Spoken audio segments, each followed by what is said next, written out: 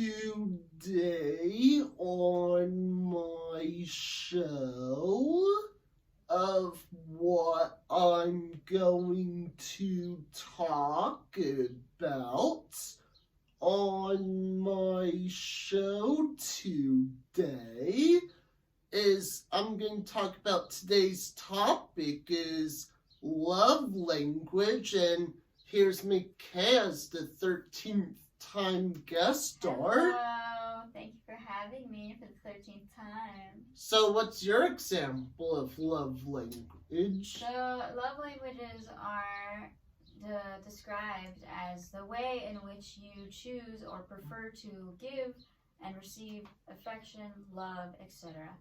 All of that kind of stuff. So there are apparently 5 different types of love languages. There is words of affirmation, which is meaning like when someone gives you like compliments and they verbally like validate you on like reminding you of how much they love you, blah blah blah blah, all of that. And then there's quality time, which is when somebody just wants to spend time with you. They don't care about what the things you say to them, or well, obviously they should like be nice to you, but they don't really care if you like go out or buy them a bunch of like gifts all the time. They'd rather just spend quality time with you. And then there's acts of service, where acts of service is just like, yeah, when you like, I did the dishes for you because I knew you were busy, and so like I did these things for you so you didn't have to, or you know, I did this act to show you that I care, type of thing. And then the other one is gifts, which is obviously gift giving. And then there is physical touch, which is pretty self-explanatory. It's just being affectionate very physically. So those are the 3 love languages.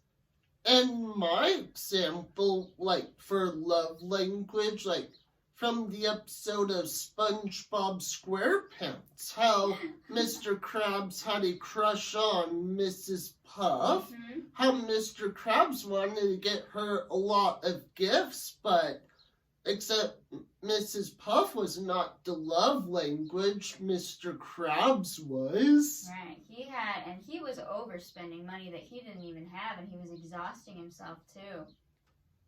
So do you have any other examples? Well, I already know what your love language is, which is definitely gift giving, because that is what the most that you do for anybody that you care about. All the people that you love, you're always giving them gifts, which is very sweet. And also another example I have for love language, like sometimes when we're out for food or different stores we look at, I always do something nice for you, get you that gift. Right, and that's what I was saying. Or snack. That is definitely, your love language is definitely gift giving. And also another example, whilst I learn about love language, how I always do nice stuff for Emily because I want to make her happy, except again, she's not the love language, right, but I am. But that's the fun thing to understand about somebody, is everybody is so different. So Emily's love language is definitely not gift giving. Probably for her, it would be more of just maybe quality time. I mean, you'd have to ask her, honestly. My love language isn't gift giving. I would much rather prefer just spending quality time with somebody, or sometimes I think, I don't know, it changes. I don't think mine would be very much physical touch.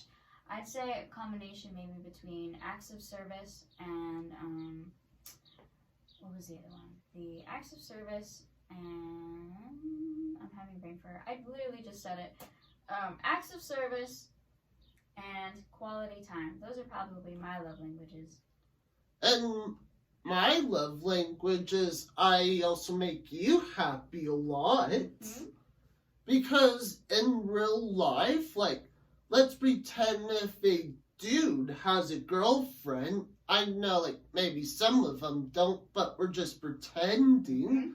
So if a dude, like, always wants to get that girl something every time, if it's her favorite candy, flowers, or whatever she likes, like, maybe some girls might say, hey, I'll take that gift since you got me that, but other girls are different because some of them, hey, they may not want gifts. Right. They just want to get to know you. Right. Is that right? It is right. And that's why communication is very key when you're getting to know people, and even friends, family, and intimate relationships with people. Communication is key because you have to know what the other person how they feel and how they will receive. Because like how Emily had mentioned to me how she appreciated the gifts that you would give her, but she felt like that's not really what she didn't really feel comfortable with the gifts, and so she didn't want to have to decline them, but she knew that if you kept giving her gifts, she'd feel like she would have to politely turn them down, which is completely fine, and that's perfect because that's her boundary, and that shows that that's not her love language, and that's okay.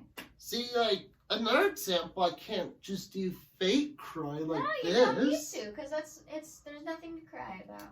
And also another true story about love language. For my example, when I was at Freddy's, I wanted to do something nice for Emily. Like, I told her, hey, here's my card. You can look for whatever you want at Freddy's. But she just didn't want to take that. Right.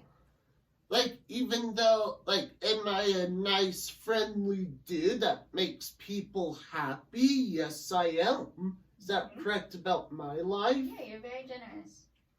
And I'm also kind to people because for me, I'm not grumpy. I'm like super happy and in a good mood because, again, for my love language, I get people like birthday gifts and Christmas gifts like every year. Yeah, that's true. Do you have any other examples?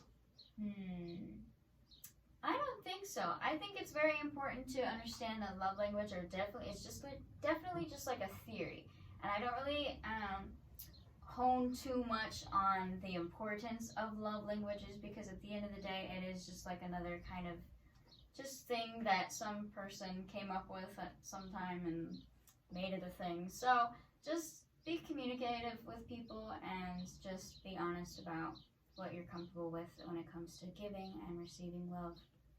And it's also good to be honest with people because if you're dishonest, then they may not like that. But as for me, I'm good at being honest with people. That's a good trait to have.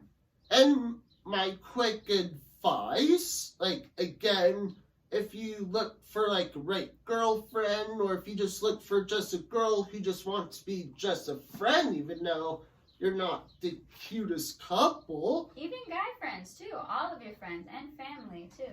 Like, my advice is, if you want to like do something nice for them, you should get to know them first before you buy what they're into. Like, for example, you're into Adventure Time. I am.